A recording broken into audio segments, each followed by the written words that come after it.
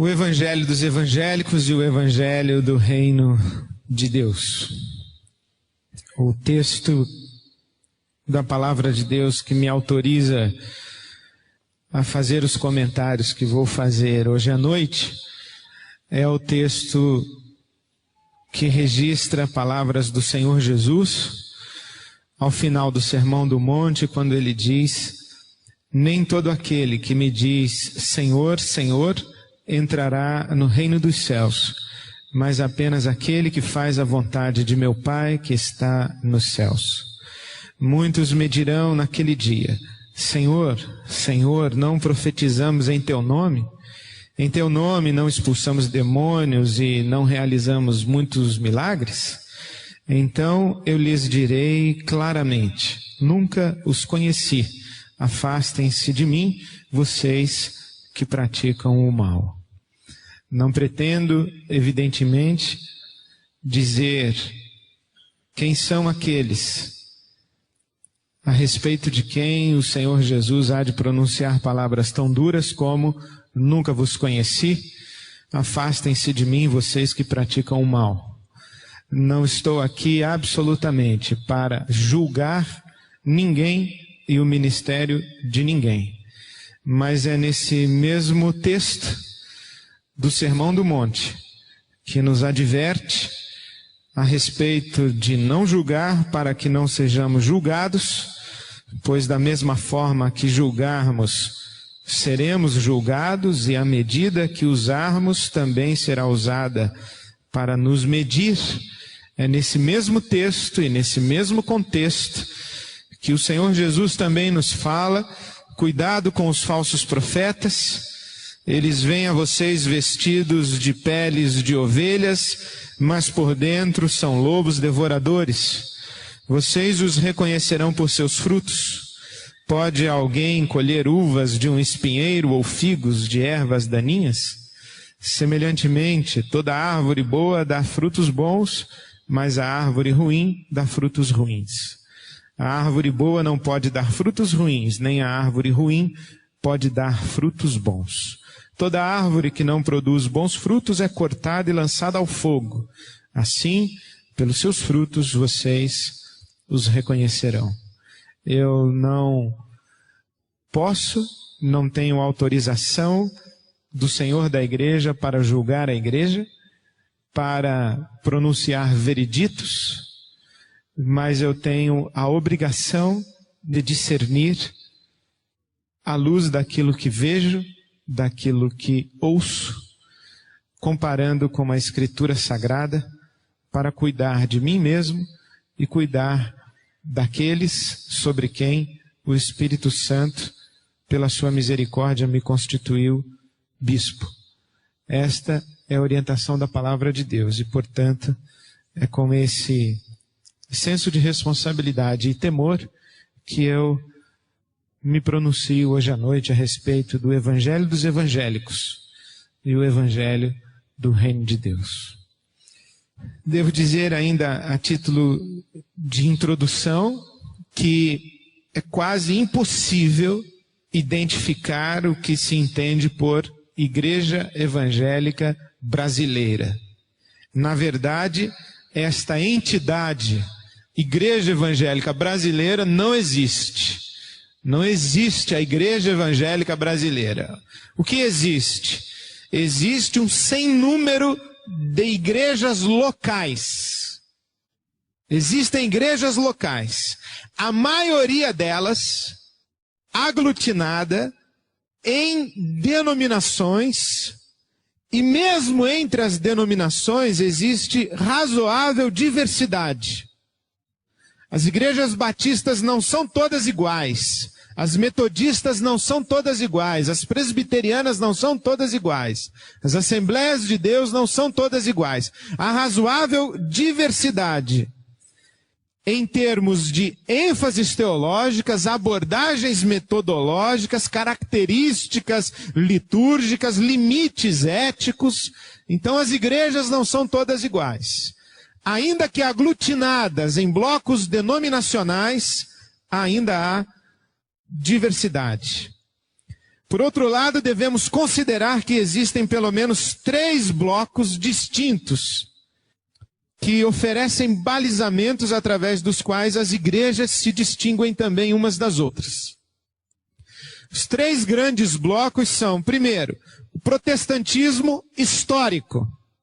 As igrejas batistas, metodistas, congregacionais, presbiterianas, essas igrejas compõem o que nós chamaríamos de protestantismo histórico.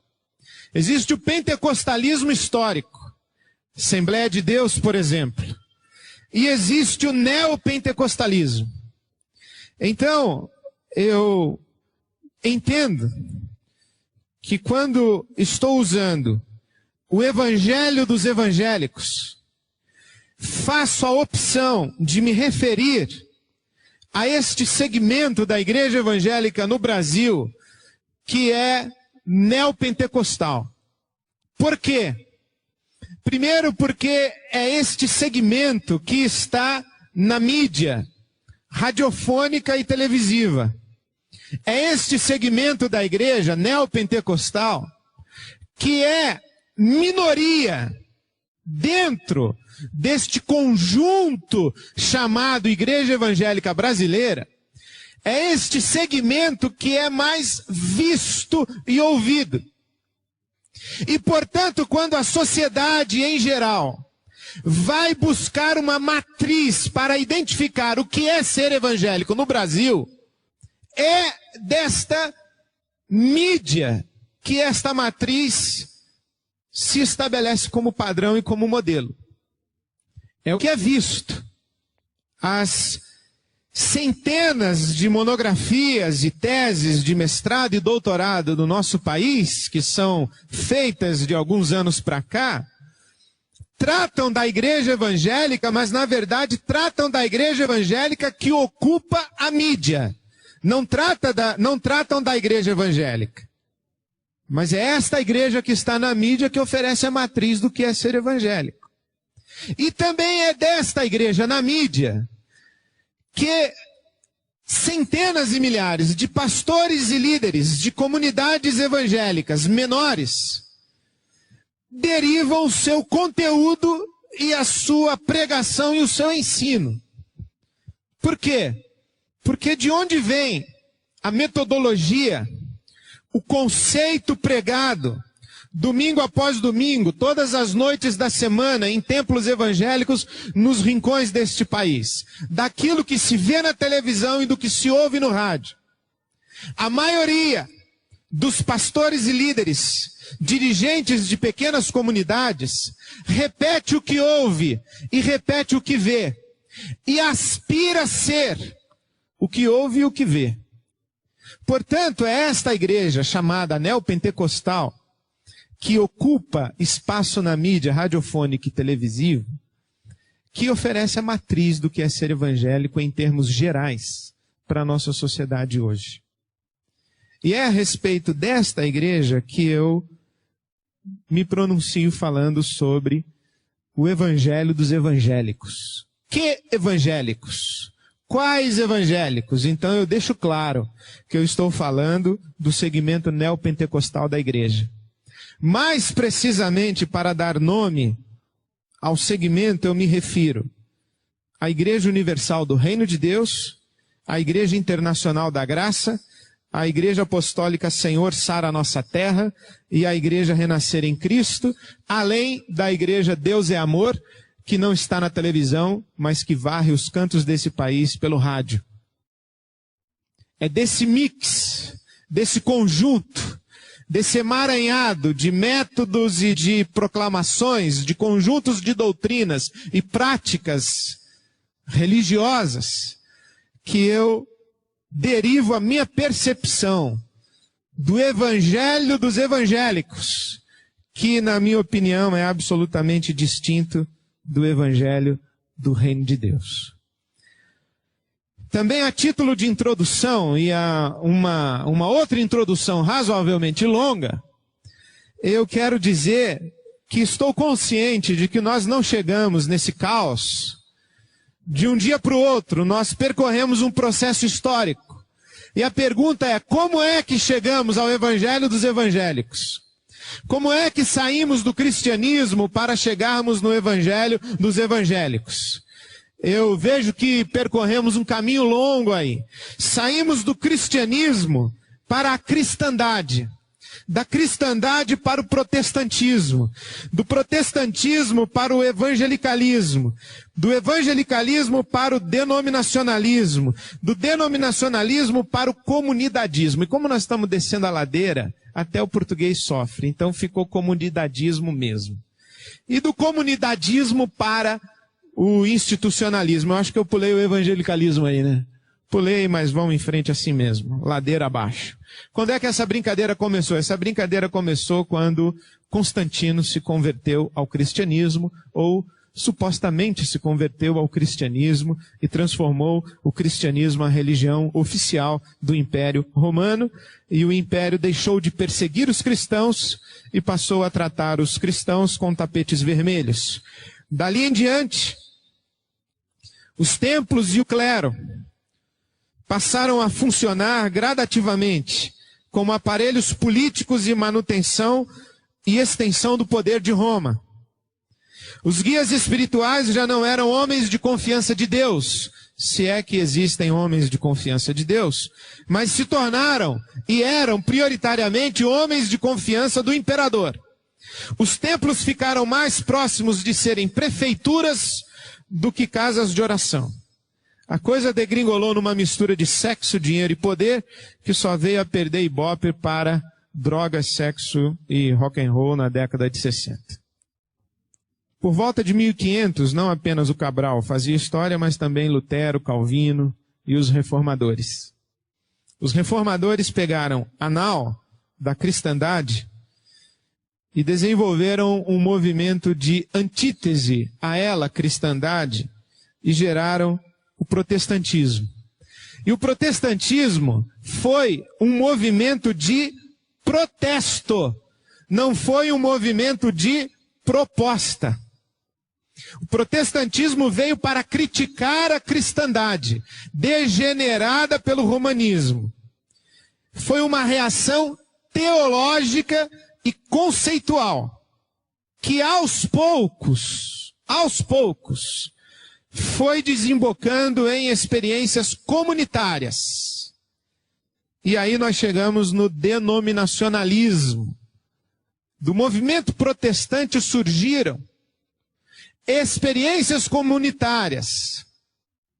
Aí surgiram os batistas, os metodistas, os presbiterianos, e já não falávamos mais em cristianismo. Falávamos em presbiterianismo, metodismo, batistismo e tantos outros ismos. E cada denominação fez a sua declaração doutrinária, a sua opção de governo e estrutura eclesial, seu código de ética, seu centro de poder, e se desenvolveu a partir da sua volúpia expansionista. A luta da época, que perdura em boa parte até hoje, é para ver quem tem nas mãos a melhor versão do cristianismo. Qual das denominações está mais próxima do cristianismo original? Essa luta acontece subliminarmente. Acontece que há um fenômeno interessante dentro do denominacionalismo, que com a livre iniciativa e a regulamentação de mercado versão gospel, os empreendedores religiosos também apareceram. E assim como um sujeito de classe média anseia deixar de ser empregado para ser patrão, uma ovelha de classe média também anseia deixar de ser ovelha para ser pastor, ou bispo, ou apóstolo, ou rei, ou seja lá o quê. E aí, do denominacionalismo, chegamos ao que eu chamei, com licença da expressão e por falta de criatividade ou por ignorância mesmo, de comunidadismo. Que é essa multiplicação e essa avalanche de comunidades independentes. Igrejas que nascem de rompimentos de seus líderes personalistas e constroem comunidades ao redor de si mesmos, movidos por uma prepotência, por uma arrogância, por uma pretensão de encontrar ou de oferecer a versão mais próxima do Evangelho. Eles fazem a sua igreja e, na verdade, iniciam a sua própria microempresa religiosa. São líderes espirituais autonomeados que reúnem pessoas ao redor de si mesmos na sua doutrina ou opinião, na sua visão ou ideia brilhante, no seu carisma ou personalidade e na sua doença, que é doença mesmo. A partir de então surge a necessidade de defender o rompimento. Por que que eu deixei de ser batista e abri a minha igreja independente? E eu preciso justificar. Então aquilo que é central ao Evangelho me une com os batistas. Logo, o que me fez romper com os batistas é o que é periférico.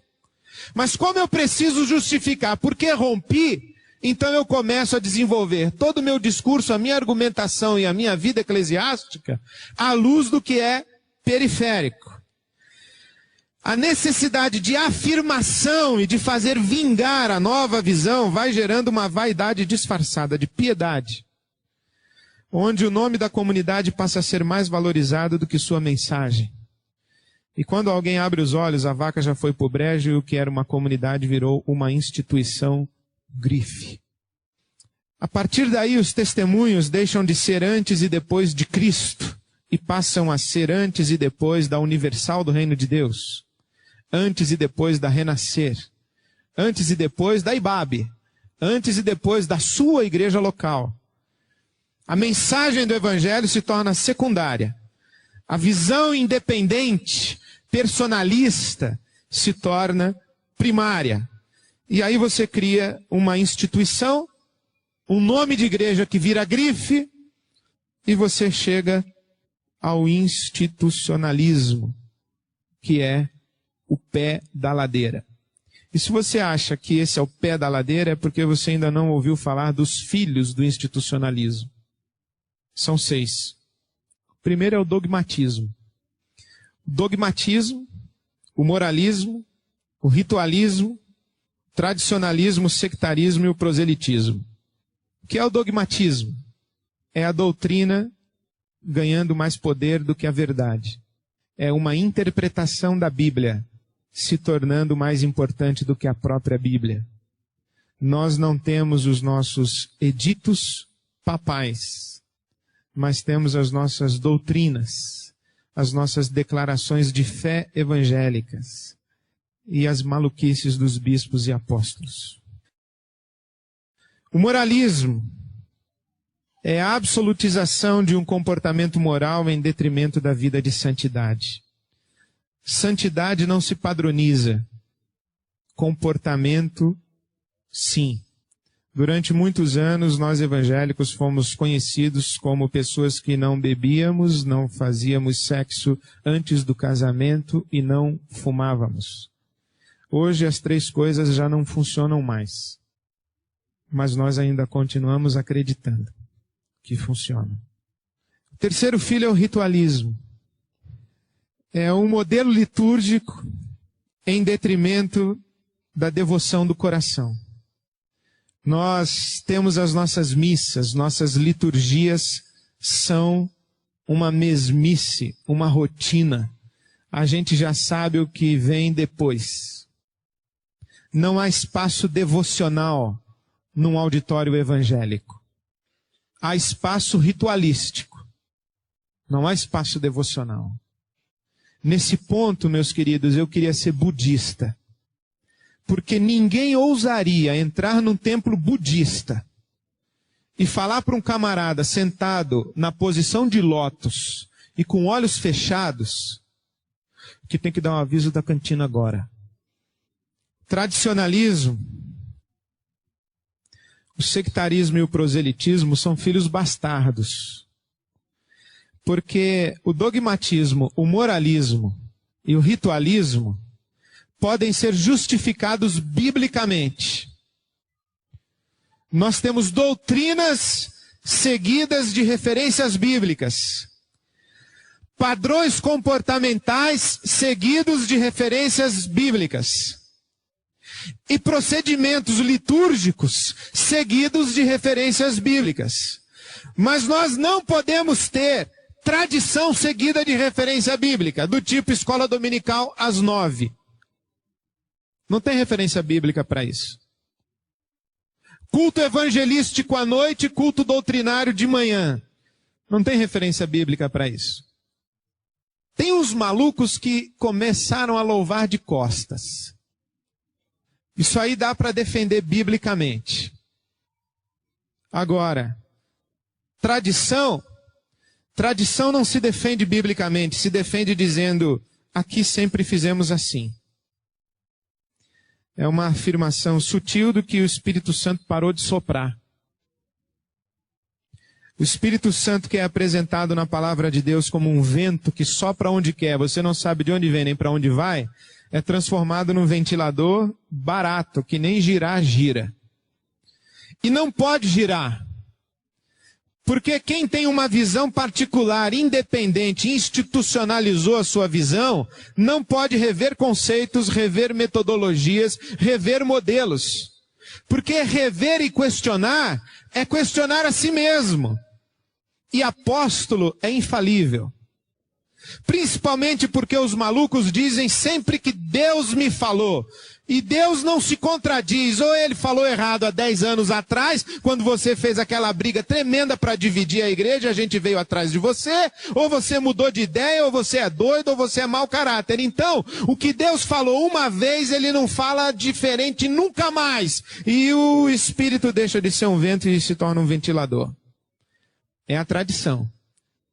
Os cristãos da Rússia dizem que a tradição é a fé viva dos que já morreram.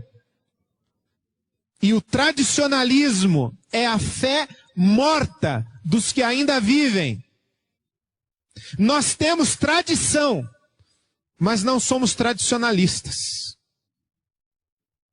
Algumas heranças que recebemos do passado, nós fazemos questão de preservá-las. Mas são pouquíssimas.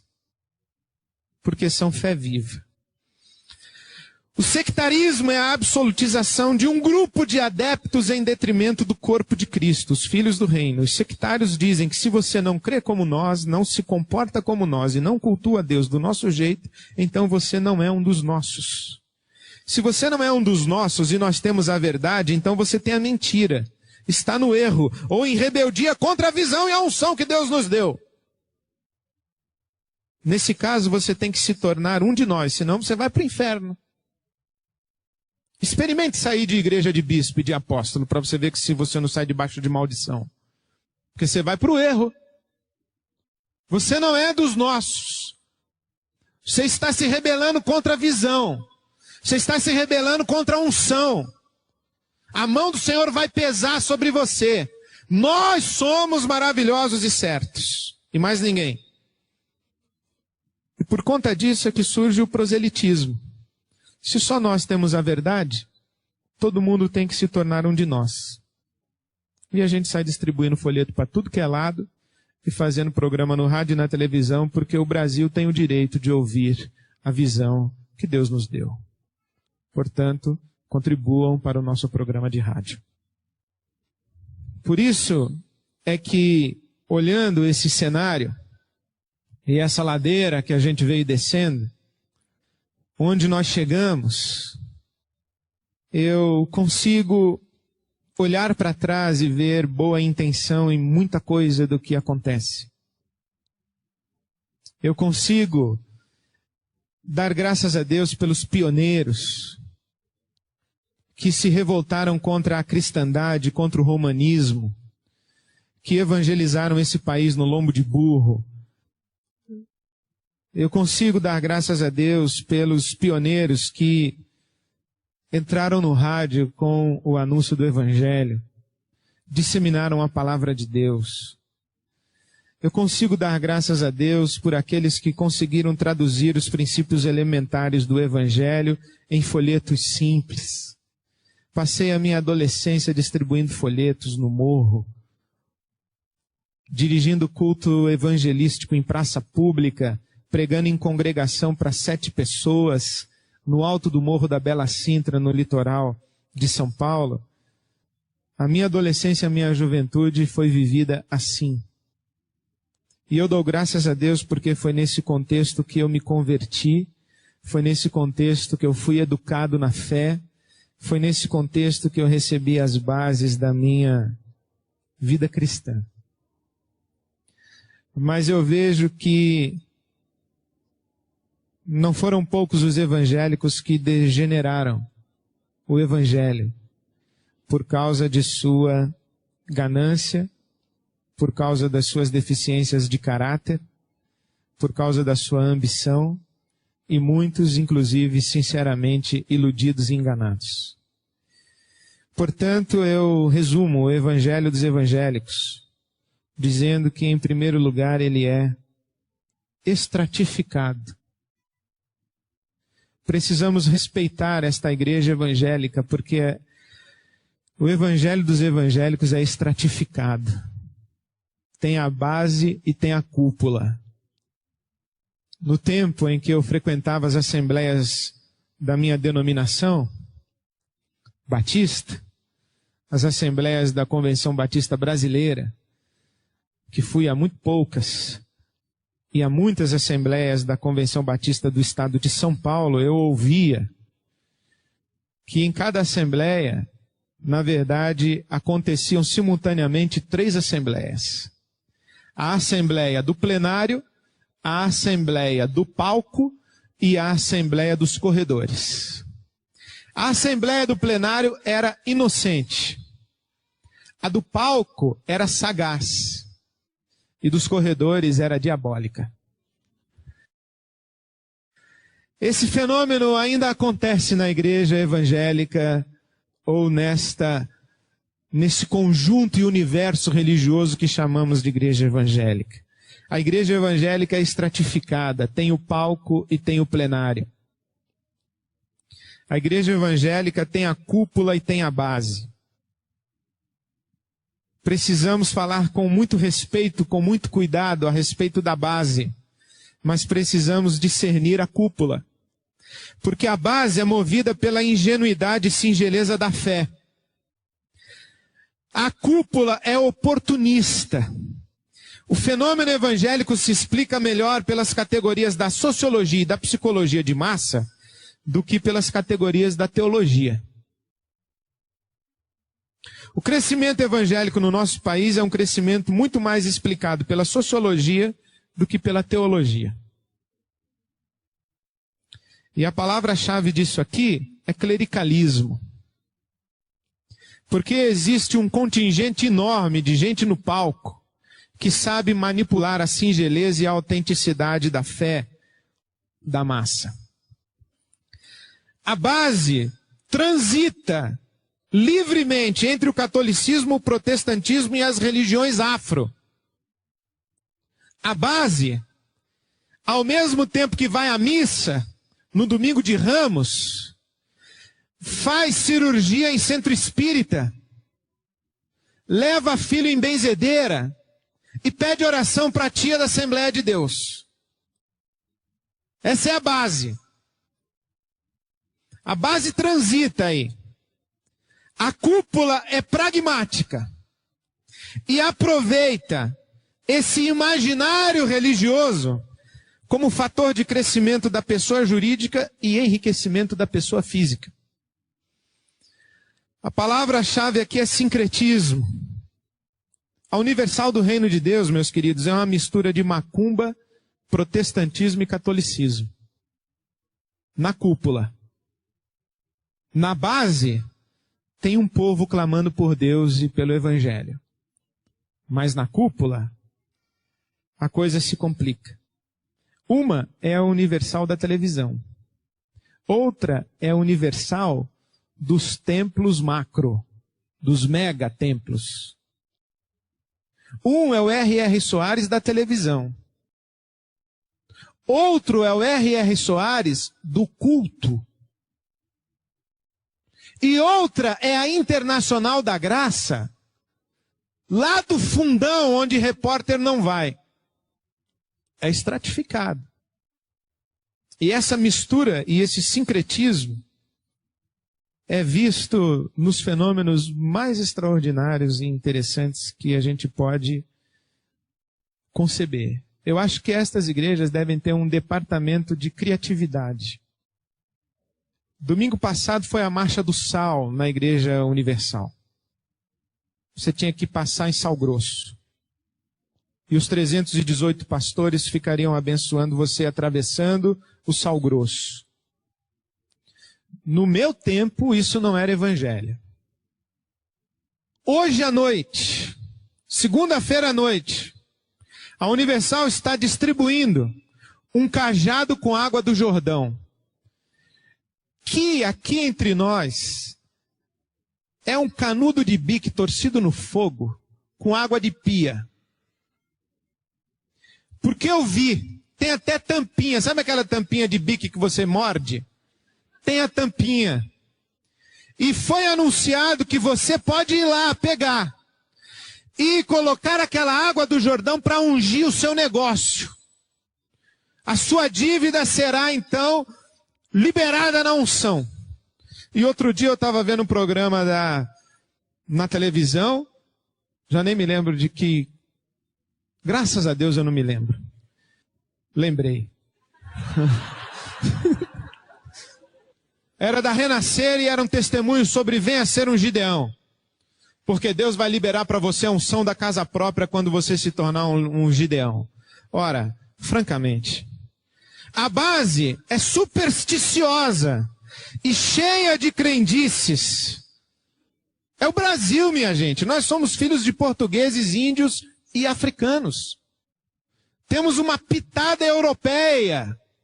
Mas nós somos filhos de portugueses, índios e africanos. Falar em espíritos na cultura brasileira é tranquilo, porque nós acreditamos mesmo nisso, daí existe mesmo. E nós crescemos com esse negócio que não pode passar embaixo de escada, que não pode pegar o sal da mão do outro, tem que pôr na mesa, isola. Nós crescemos assim. Viu gato, caiu colher, vem mulher, caiu garfo, vem homem visitar, não é assim que a gente fala? Nós somos assim, a base é assim. Tem professor na USP que dá aula com cristal na mão para se energizar, enquanto fala de filosofia. E a cúpula aproveita e pratica um estelionato religioso, ao oferecer uma proposta ritualística que aprisiona, promove a culpa e principalmente ilude, porque promete o que não entrega. E os testemunhos agora ficaram sofisticados. Eu comecei a frequentar aqui a corrente e vim por 6 meses.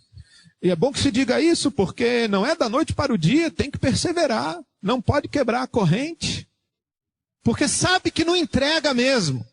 E aí o que faz? Já avisa que vai demorar. E aí você não recebe, desiste, é porque não perseverou. Se tivesse perseverado, teria recebido. A culpa é sua. Segundo, eu disse que o evangelho dos evangélicos é estratificado. Que a base é movida pela ingenuidade e singeleza da fé e a cúpula é oportunista. A base transita entre o catolicismo, o protestantismo e as religiões afro, e a cúpula é pragmática. Que a base é supersticiosa e cheia de crendices e a cúpula pratica um estelionato religioso. Segundo, o evangelho dos evangélicos é neoliberal.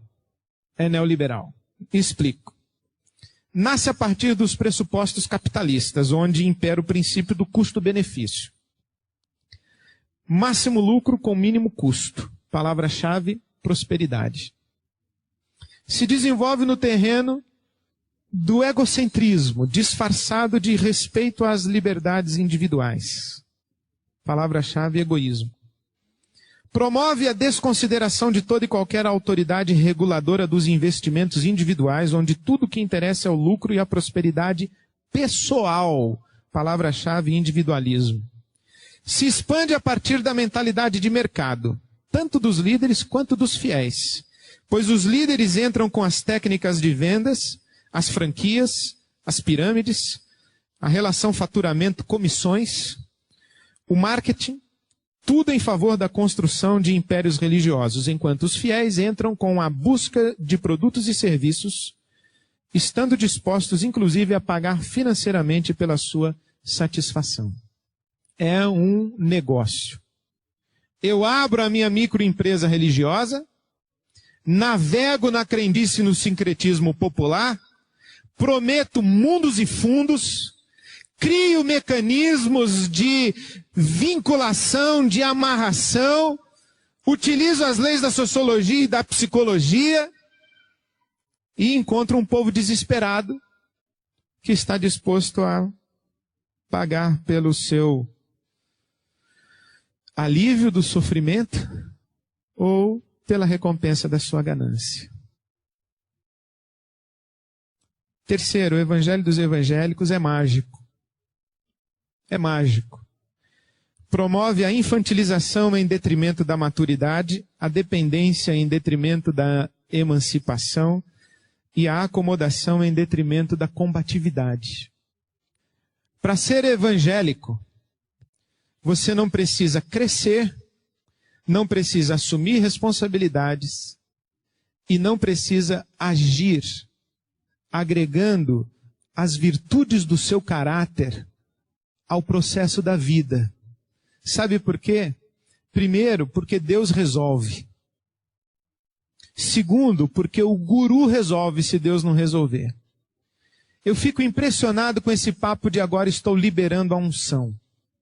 Eu não sei que negócio é esse de eu estou liberando a unção.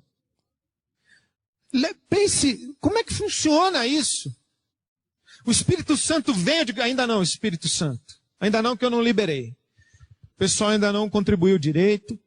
Mas daqui a pouco eu vou liberar a unção. Que negócio é esse de liberar a unção? E unção para quê, pessoal? Unção da casa própria, da liberação de dívida, da superação da crise doméstica? Que negócio é esse? O sujeito passa 15 anos arrebentando com o seu casamento. E aí ele quer vir aqui na frente um domingo à noite. E eu libero a unção e o casamento resolve. Aí, quem não quer? O sujeito é um incompetente, um mau caráter para gerenciar o seu negócio. Mas aí eu dou para ele uma aguinha no caneta Bic, ele derruba lá e resolve. Que isso, minha gente? O camarada é um pai relapso.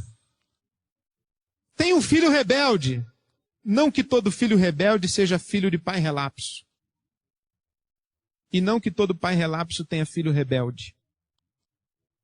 Mas outro dia aí numa igreja aí não sei aonde, disseram que o problema da parábola do filho pródigo era o pai. Porque tinha 2 filhos que não prestavam. E na verdade a parábola do filho pródigo é a maior prova de que nem todo pai que presta tem filho que presta. Pode o pai prestar e o filho não prestar. E o oposto é verdadeiro. Não no caso da parábola do filho pródigo. Mas o sujeito tem um filho rebelde contra ele mesmo. E ele fez jus a isso. Aí ele quer que vá no acampamento e tenha a liberação da unção na temporada de férias. Para o menino voltar dócil? Para se submeter a um mau caráter? Que isso?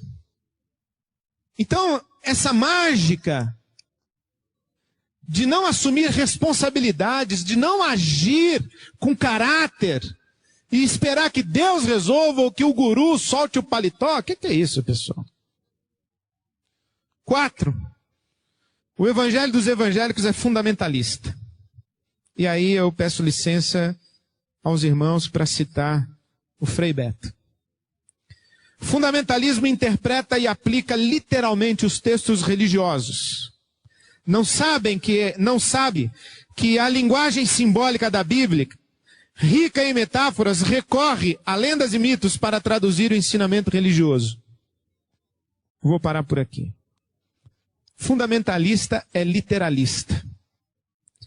O mais grave é que o fundamentalista ele se julga o portador da verdade. Fundamentalista é dono da verdade. Não admite críticas, considerações ou contribuições de outras correntes religiosas ou científicas. Outro dia alguém me perguntou, pastor, O senhor fica citando Fernando Pessoa no púlpito, Frei Beto. O senhor não acha que corre risco do seu rebanho se degringolar? E eu pensei comigo, o meu rebanho vê Faustão, Gugu, fica assistindo lá aquele leão, entrevistando o Alexandre Frota uma noite inteira e não degringola. Vai degringolar com o Fernando Pessoa e Frei Beto?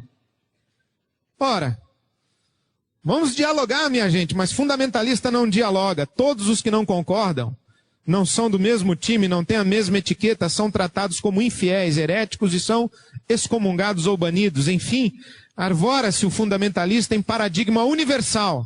Dialoga por gentileza, não por interesse em aprender.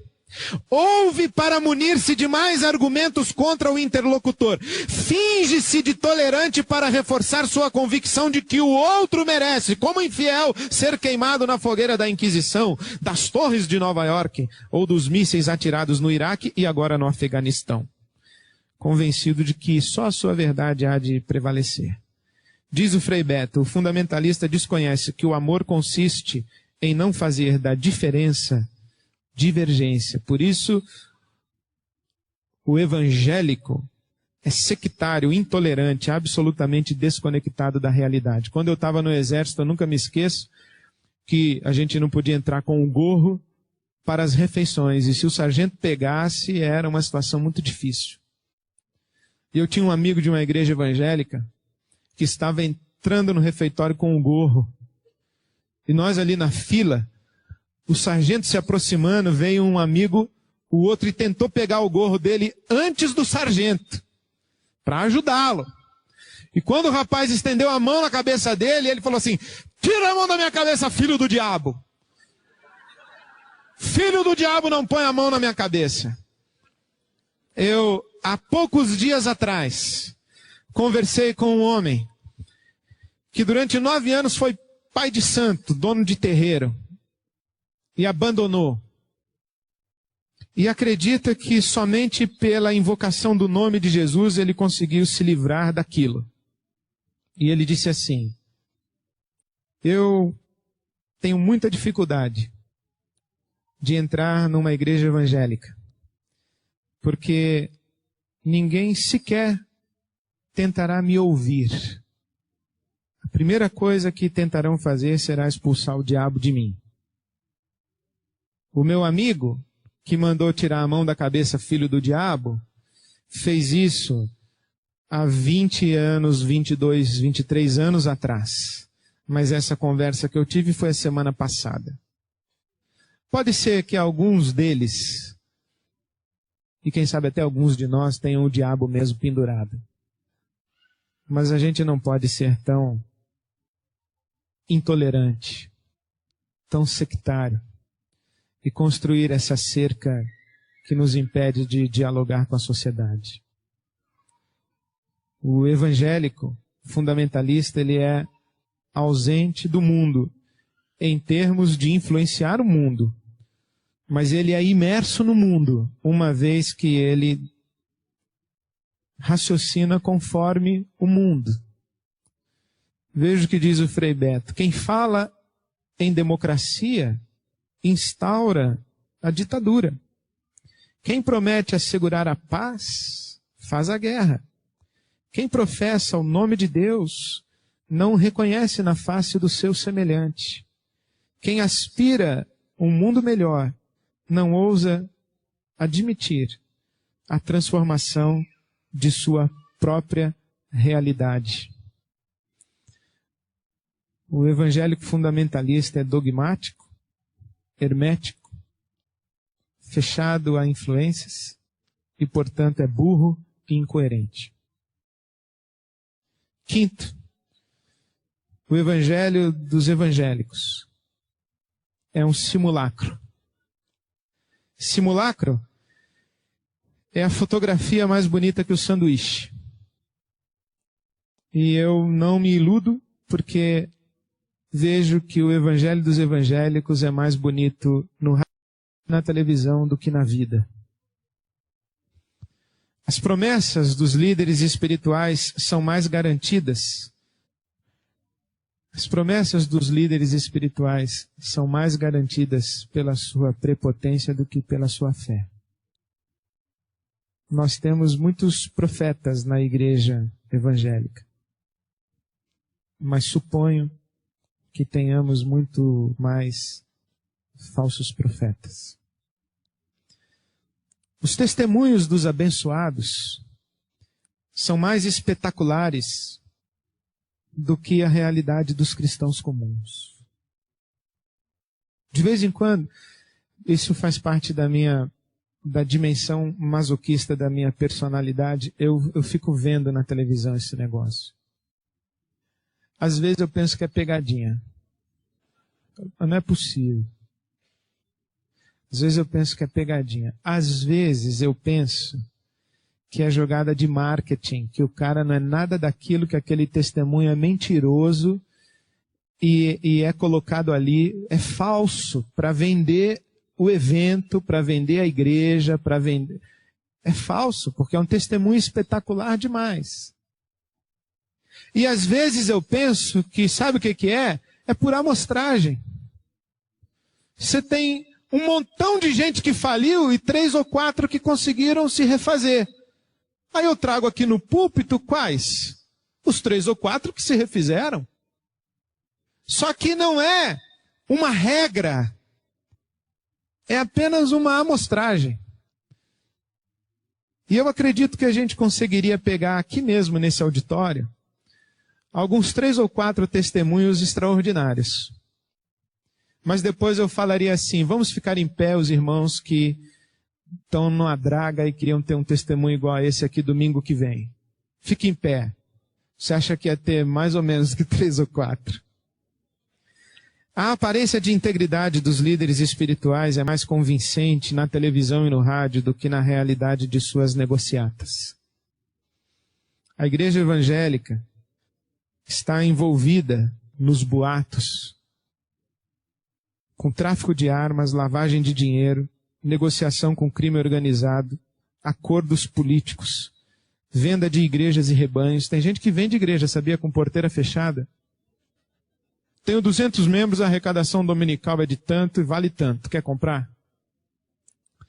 Imoralidade sexual, algumas seguidas de escândalos e a maioria delas na penumbra, porque ainda não vieram à tona, ou, quem sabe, jamais virão pela misericórdia de Deus e porque as pessoas refizeram suas vidas. Falsificação de testemunhos, inadimplência e calote, sonegação e por aí vai. A integridade do palco é mais atraente do que a integridade na vida. A fé expressa no palco e nas celebrações coletivas é mais triunfante do que a fé vivida no dia a dia. Os ideais éticos e os princípios de vida são mais vivos nos nossos guias de estudos bíblicos e sermões do que na experiência cotidiana dos nossos fiéis e os nossos gabinetes pastorais que o digam. Eu termino lendo literalmente 3 desabafos. E lendo esses 3 desabafos, eu também aproveito para publicamente bater uma estaca de concordância e fazer um tributo de gratidão a 3 irmãos, dentre tantos na igreja no nosso país, que têm me orientado na fé e que têm me ensinado o que é ser cristão. São homens diferentes, cada um com sua história, cada um com sua dor, cada um com sua fé, cada um com sua experiência com Deus, cada um com seu pecado, oculto ou revelado, mas homens que têm tentado andar com Deus e homens de quem eu tenho andado perto o suficiente para acreditar que, de fato, eles têm feito o que podem para andar com o Senhor. Eu leio um desabafo do pastor Ricardo Gondim. Estou cansado. O desabafo de um homem de Deus. Cansei.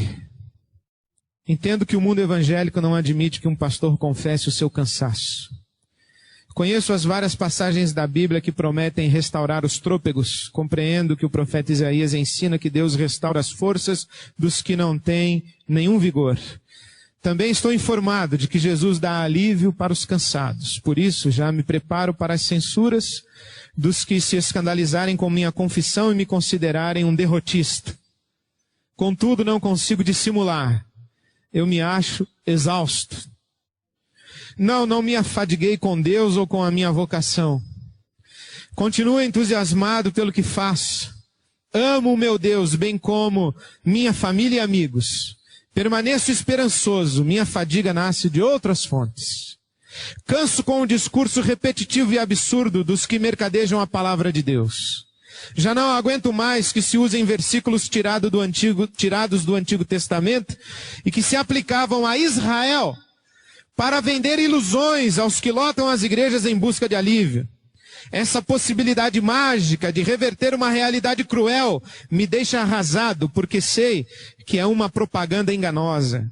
Cansei com os programas de rádio em que os pastores não anunciam mais os conteúdos do Evangelho. Gastam o tempo alardeando as virtudes de suas próprias instituições.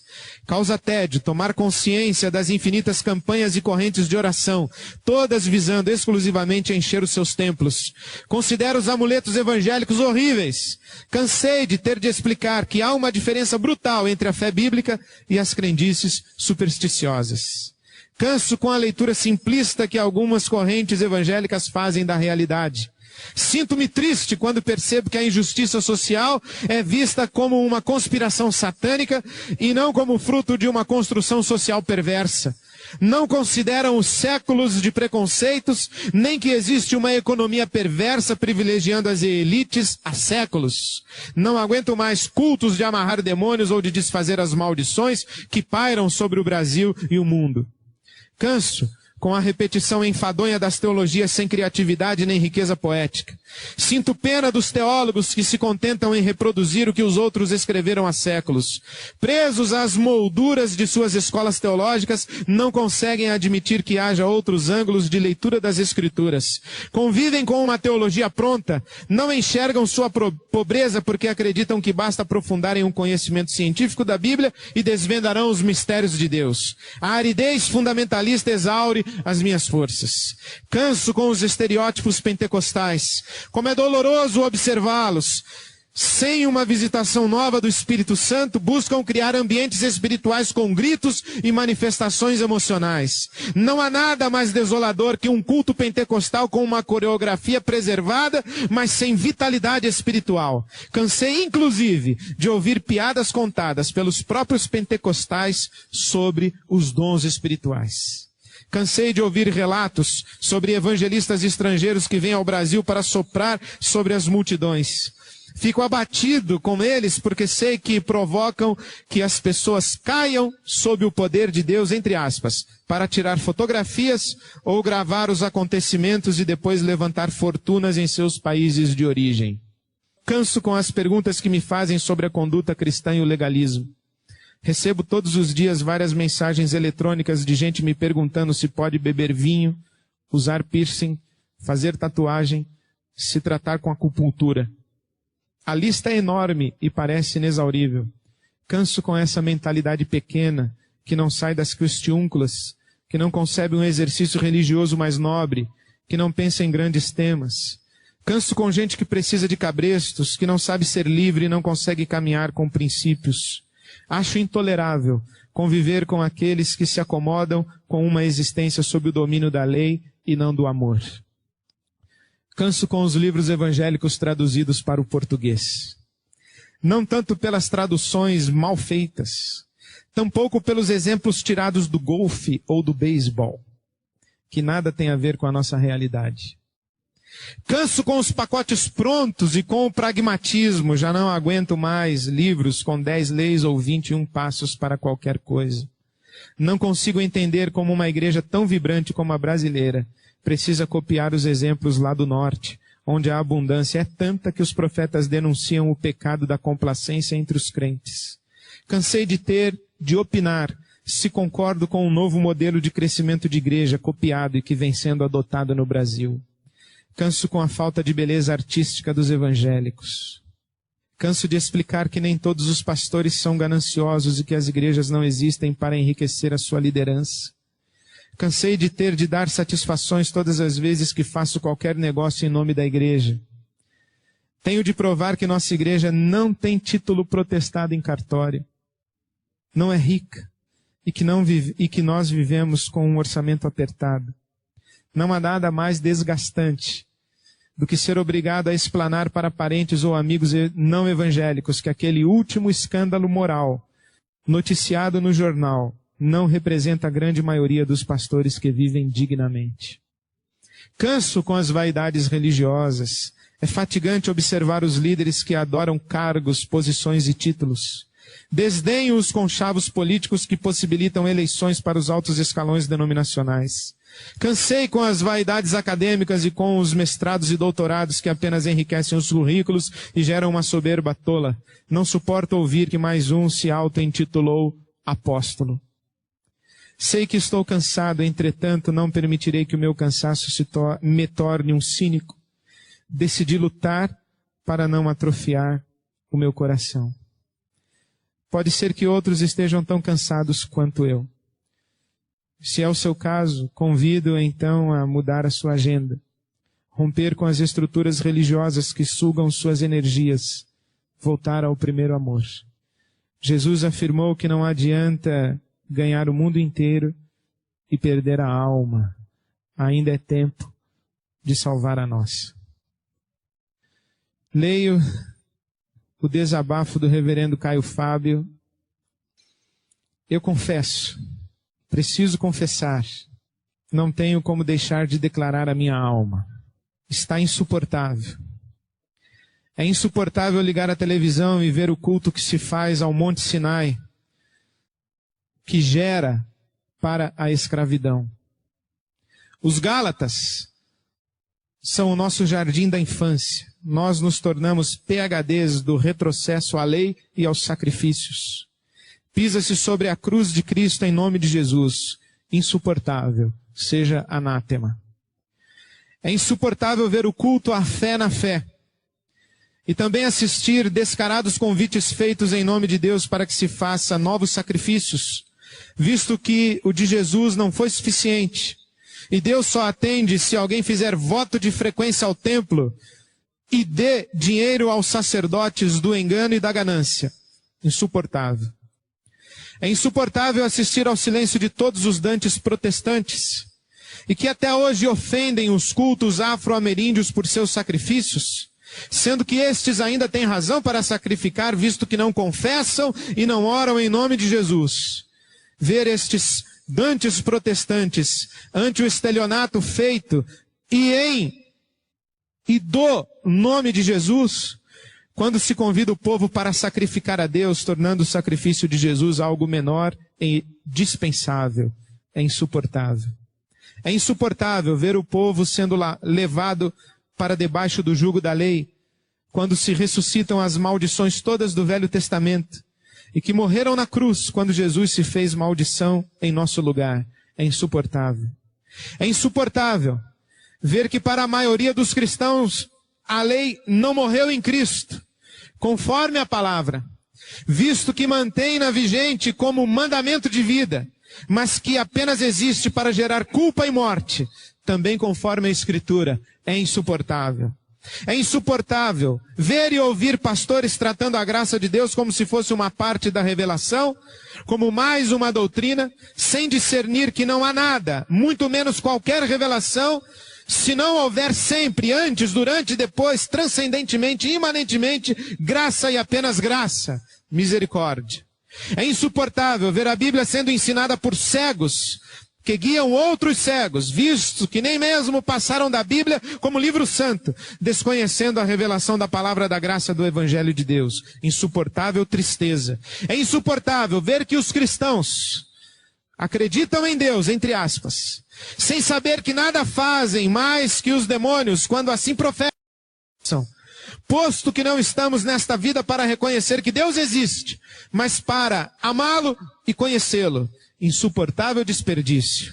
É insuportável enxergar que a mensagem do Evangelho foi transformada em guia religioso, no manual da verdade dos cristãos, mais uma doutrina da terra. Insuportável humilhação. É insuportável ver os que pensam que possuem a doutrina certa jamais terem a coragem de tentar vivê-la como mergulho existencial de plena confiança, mas tão somente como guia de bons costumes e de elevados padrões morais. Insuportável religiosidade. É insuportável ver gente tentando estudar Deus e ensinar aos outros a anatomia do divino, ou a buscar analisar Deus como parte de um processo no qual Deus está aprendendo junto conosco, não sabendo tais mestres que são apenas fabricantes de ídolos psicológicos. Insuportável sutileza. É insuportável ver que há muitos que sabem, mas que nada dizem. Veem, mas nada demonstram, discernem, mas em nada confrontam, conhecem, mas tratam como se nada tivesse consequências. Insuportável. É insuportável ver que se prega o método de crescimento de igreja e não a palavra de Deus. Que se convida para a igreja e não mais para Jesus. E que a cada 5 anos, toda a moda da igreja muda, conforme o que chamam de novo mover. Insuportável vazio. É insuportável ouvir pastores dizendo que o que você diz é verdade, mas que eles não têm coragem de botar a cara para apanhar, mesmo que seja pela verdade e pela justiça do Evangelho do Reino de Deus. Insuportável dissimulação. É insuportável ver um monte de homens e mulheres, velhos e adultos, brincando com o nome de Deus, posando de pastores, pastoras, bispos, bispas, apóstolos e apóstolas, sendo que eles mesmos não se enxergam e não percebem o espetáculo patético no qual se tornaram e o ridículo de suas aspirações messiânicas estereotipadas e vazias do espírito. Insuportável jactância e loucura. É insuportável ver Jesus sendo tratado como poder maior e não como o único poder verdadeiro. Insuportável idolatria. É insuportável ver o diabo ser glorificado pela frequência com a qual se menciona o seu nome nos cultos, sendo que Paulo dele falou menos de 1 de vezes e em todas as cartas, e as alusões que Jesus fez a ele foram mínimas. No entanto, entre nós, o diabo está entronizado como o inimigo de Cristo e o Senhor das culpas e medos. E assim, pela frequência com a qual ele é mencionado e é crido, o seu poder cresce na alma dos humanos, a maioria dos quais sabe apenas do medo da lei e nada acerca da total libertação que temos da lei e do diabo, na graça de Jesus que o despojou na cruz. Insuportável culto ao diabo. É insuportável ver seres humanos sendo jogados fora do lugar de culto por causa de comida, bebida, cigarro, roupa, sexualidade ou catástrofes de existência. Isto enquanto se alimenta o povo com maldade, inveja, mentira, politicagem, facções e maldições. Insuportável é coar o mosquito e engolir o camelo. É chegada a hora do juízo sobre a casa de Deus. De Deus não se zomba, pois aquilo que o homem semear, isto também se fará. A eternidade está às portas. Então todos saberão que não minto, mas falo a verdade, conforme a palavra do Evangelho de Jesus, com temor e tremor. Finalmente, leio e termino com Ariovaldo Ramos, que escreveu: Não quero mais ser evangélico. Ser evangélico, pelo menos no Brasil, não significa mais ser praticante e pregador do Evangelho, boas novas de Jesus Cristo, mas a condição de membro de um segmento do cristianismo com cada vez menor relacionamento histórico com a reforma protestante. Ser evangélico significa fazer parte do segmento mais complicado, controverso, dividido e contraditório do cristianismo. O significado de ser pastor evangélico, então, é melhor nem falar para não incorrer no risco de ser grosseiro. Mas não quero mais ser evangélico. Quero voltar para Jesus Cristo, para a boa notícia que Ele é e ensinou. Voltemos a ser adoradores do Pai, porque segundo Jesus são estes os que o Pai procura e não por mão de obra especializada ou por profissionais da fé. Voltemos à consciência de que o caminho, a verdade e a vida é uma pessoa, e não um corpo de doutrinas e ou tradições nascidas da tentativa de dissecarmos Deus. De que estar no caminho, conhecer a verdade e desfrutar a vida é relacionar-se intensamente com essa pessoa, Jesus de Nazaré, o Cristo, Filho do Deus vivo. Quero os dogmas que nascem desse encontro, uma leitura bíblica que nos faça ver Jesus Cristo, e não uma leitura bibliólatra. Não quero a espiritualidade que se sustenta em prodígios, no mínimo discutíveis, e sim a que se manifesta no caráter. Chega dessa diabose. Voltemos à graça, à centralidade da cruz, onde tudo foi consumado. Voltemos à consciência de que fomos achados por Ele, que começou em cada filho seu algo que vai completar. Voltemos às orações de Jesus, não como fruto de obrigação ou moeda de troca, mas como namoro apaixonado com o ser amado da alma resgatada. Voltemos ao amor, à convicção de que ser cristão é amar a Deus acima de todas as coisas e ao próximo como a nós mesmos. Voltemos aos irmãos, não como membros de um sindicato, de um clube ou de uma sociedade anônima, mas como membros do corpo de Cristo.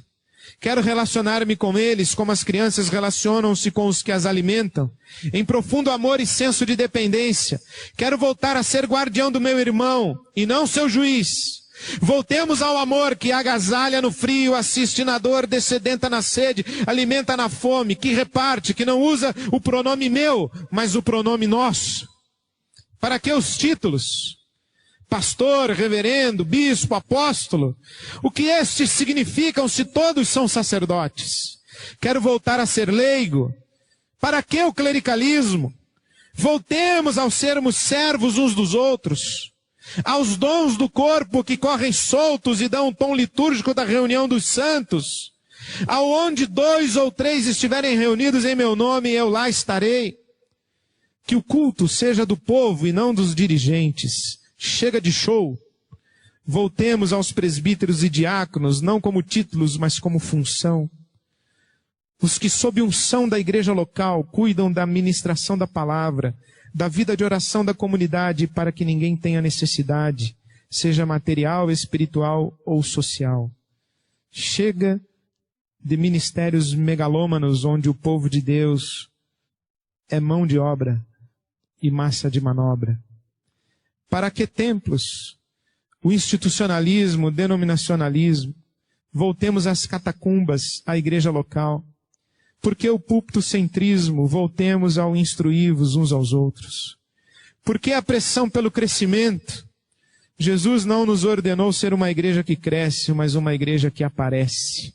Assim resplandeça a vossa luz diante dos homens, para que vejam as vossas boas obras e glorifiquem a vosso Pai que está nos céus. Vamos anunciar com nossa vida, serviço e palavras, todo o evangelho ao homem, a todos os homens. Deixemos o crescimento para o Espírito Santo, que acrescenta dia a dia os que haverão de ser salvos, sem adulterar a mensagem. Chega dos herodianos que vivem a namorar o poder, a vender a si e as ovelhas ao sistema corrupto e corruptor. Voltemos à escola dos profetas que denunciam a injustiça e apresentam modelos de vida comunitária. Chega do corporativismo onde todo mundo sabe o que acontece, mas ninguém faz nada. Voltemos ao confronto, como o de Paulo a Pedro, que dá oportunidade ao arrependimento e aperfeiçoa, como o ferro afia o ferro. Saiamos do metodologismo. Voltemos a ser como o vento que sopra como quer. Se ouve a sua voz, mas não se sabe de onde vem nem para onde vai. Não quero mais ser evangélico, como o é entendido hoje neste país. Quero ser só cristão. Um cristão integral, segundo a reforma e os pais da igreja. Adorando ao Pai em espírito e em verdade. Comungando, em busca da prática da unidade do novo homem, criado por Cristo à sua imagem e praticando a missão integral. Que assim seja. Amém. Quero terminar dizendo que tenho plena consciência de que tudo quanto pronunciei desse púlpito pode voltar sobre mim como um bumerangue e me fazer réu de juízo daquilo que eu mesmo denuncio. Mas contra a verdade nada pode senão a verdade.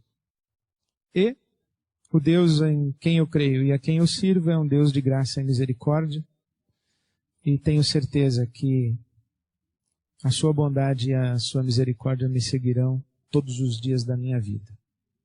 Também quero dizer que tenho plena consciência de que falei muito, li muito, e que você está sob um impacto ou louco para acabar e ir embora. Mas quero dizer também que a minha fala de hoje foi uma estaca do tipo pronunciamento de deputado e senador em plenário vazio. Não sei quantas pessoas ouviram, mas sei que está dito, documentado e há de reverberar pelo tempo, pelo espaço e encontrar eco no coração de todos nós que buscamos servir a Deus e a nossa geração segundo a vontade de Deus. Que o Senhor, nosso Deus, nos guie para fora do evangelho dos evangélicos e para dentro do evangelho do reino de Deus.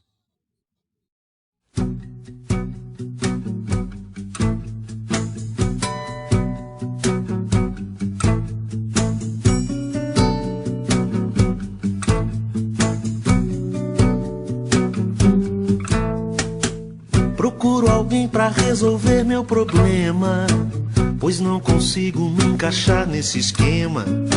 São sempre variações do mesmo tema, meras repetições. A extravagância vem de todos os lados e faz chover profetas apaixonados, morrendo em pé, rompendo a fé dos cansados que ouvem suas canções. Estar de bem com a vida é muito mais que renascer. Deus já me deu sua palavra e é por ela que ainda guio o meu viver. Reconstruindo o que Jesus derrubou, recosturando o véu que a cruz já rasgou, ressuscitando a lei, pisando na graça, negociando com Deus. No show da fé, milagre é tão natural que até pregar com a mesma voz é normal. Nesse evangeliquez universal, se apossando dos céus. Estão distante do trono, caçadores de Deus, ao som de um chofar. E mais um ídolo importado dita as regras para nos escravizar. É proibido pensar, é proibido pensar, é proibido pensar, é proibido pensar, é proibido pensar. Procuro alguém pra resolver meu problema, pois não consigo me encaixar nesse esquema. São sempre variações do mesmo tema, pensar, meras repetições. É proibido meras repetições. É proibido repetições. É proibido pensar repetições. É proibido pensar repetições. Sons, repetições. É proibido pensar meras repetições. É proibido pensar sons.